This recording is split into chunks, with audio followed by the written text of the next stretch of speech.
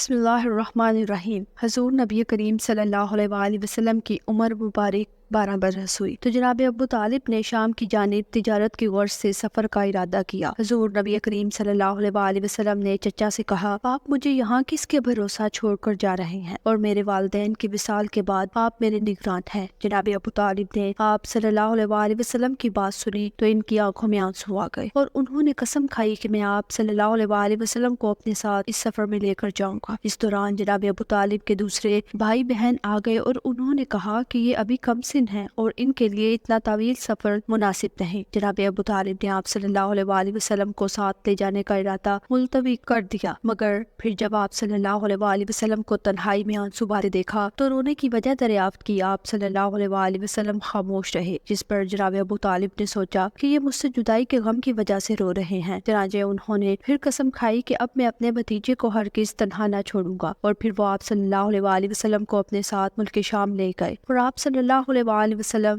نقیب مال تھے۔ حضور نبی کریم صلی اللہ علیہ وآلہ وسلم اپنے چچا جناب ابو طالب کے ساتھ سفر کرتے ہوئے ملک شام کے ایک قصبہ بصرہ پہنچے، اور وہاں بہرہ نامی ایک راہب رہتا تھا جو علم و فضل میں ممتاز تھا، اور ارد گرد سے گزرنے والے قافلے اکثر اس کے پاس قیام کرتے تھے۔ جب آپ صلی اللہ علیہ وآلہ وسلم کا قافلہ اس جگہ پہنچا تو راہب نے ایک بادل کو آپ صلی اللہ علیہ وآلہ وسلم پر سایہ فنگ دیکھا۔ آپ صلی اللہ علیہ وآلہ وسلم جس جانب جاتے وہ بادل آپ صلی اللہ علیہ وآلہ وسلم کے ساتھ ہی رہتا، اور آپ صلی اللہ علیہ وآلہ وسلم جس درخت کے نیچے رکتے اس درخت کی شاخیں آپ پر جھک کر سایہ کر دیتی تھی۔ راہب نے جب یہ منظر دیکھا تو اس نے اہل قافلہ کو دعوت طعام دی۔ جب اہل قافلہ اس دعوت میں شرکت کے لیے گئے تو آپ صلی اللہ علیہ وآلہ وسلم ان کے ساتھ نہ گئے۔ راہب نے جب آپ صلی اللہ علیہ وآلہ وسلم کے متعلق دریافت کیا تو حارث بن عبد المطلب نے کہا کہ بات احسان و مروت کے خلاف ہے کہ ہم خود تو دعوت اڑائے جبکہ ہمارا بھتیجا محمد صلی اللہ علیہ وآلہ وسلم وہیں بیٹھا رہے۔ راہب نے جب حارث کی زبانی حضور نبی کریم صلی اللہ علیہ وآلہ وسلم کا نام سنا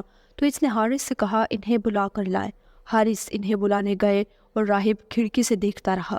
جب حارث نے آپ صلی اللہ علیہ وآلہ وسلم کو بلایا اور آپ صلی اللہ علیہ وآلہ وسلم درخت کی اور سے نکلے تو بادل نے پھر آپ صلی اللہ علیہ وآلہ وسلم پر سایہ کر لیا۔ جب آپ صلی اللہ علیہ وآلہ وسلم راہب کے پاس پہنچے تو وہ تعظیماً کھڑا ہو گیا اور تیز نگاہوں سے آپ صلی اللہ علیہ وآلہ وسلم کو دیکھنے لگا اور ان علامات کا مشاہدہ کرنے لگا جو وہ کتب سابقہ میں پڑھ چکا تھا۔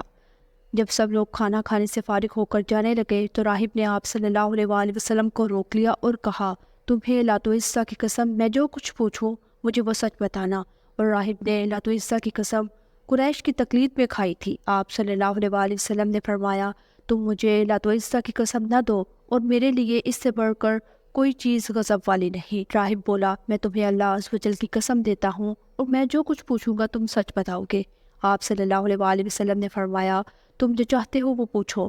راہب نے آپ صلی اللہ علیہ وآلہ وسلم سے کئی نشانیوں اور علامات اور اپنے گزشتہ خوابوں کے متعلق دریافت کیا، اور آپ صلی اللہ علیہ وآلہ وسلم نے اسے شافی جواب دیا۔ راہب بولا، میں نے جو علامات اور نشانیاں کتب سابقہ میں آپ صلی اللہ علیہ وآلہ وسلم کے متعلق پڑھی تھی ان کی تصدیق ہو گئی۔ راہب نے حضور نبی کریم صلی اللہ علیہ وآلہ وسلم کی مہر نبوت دیکھنا چاہی، مگر آپ صلی اللہ علیہ وآلہ وسلم نے اپنی پشت سے کپڑا نہ ہٹایا۔ پھر جناب ابو طالب نے اصرار کیا تو راہب نے مہر نبوت کو دیکھا اور اس نے وہ تمام صفات پائی جن کا مطالعہ وہ پہلے کر چکا تھا۔ راہب نے جناب ابو طالب سے پوچھا، یہ تمہارے کیا لگتے ہیں؟ جناب ابو طالب نے کہا، یہ میرا بیٹا ہے۔ راہب بولا، یہ آپ کا بیٹا نہیں ہو سکتا، اور کتب سابقہ میں منقول ہے کہ ان کے والدین وصال فرما چکے ہوں گے۔ جناب ابو طالب نے کہا کہ میرے بھتیجے ہیں۔ راہب بولا، آپ درست کہتے ہیں، اور کیا ان کی آنکھوں کی سرخی کبھی دور ہوئی یا نہیں؟ جناب ابو طالب نے کہا، نہیں۔ راہب بولا، یہ بھی درست ہے۔ اور پھر راہب نے جناب ابو طالب سے کہا کہ یہ اس امت کے پیغمبر ہیں اور آپ انہیں جلد واپس لے جائیں اور یہودیوں سے ان کی حفاظت کریں، کیونکہ جس بات کو میں جانتا ہوں اگر انہیں علم ہو گیا تو وہ انہیں نقصان پہنچائیں گے۔ چنانچہ جناب ابو طالب نے اپنا سامان تجارت وہیں اونے پونے داموں فروخت کیا اور حضور نبی کریم صلی اللہ علیہ وآلہ وسلم کو لے کر مکہ مکرمہ واپس لوٹ آئے۔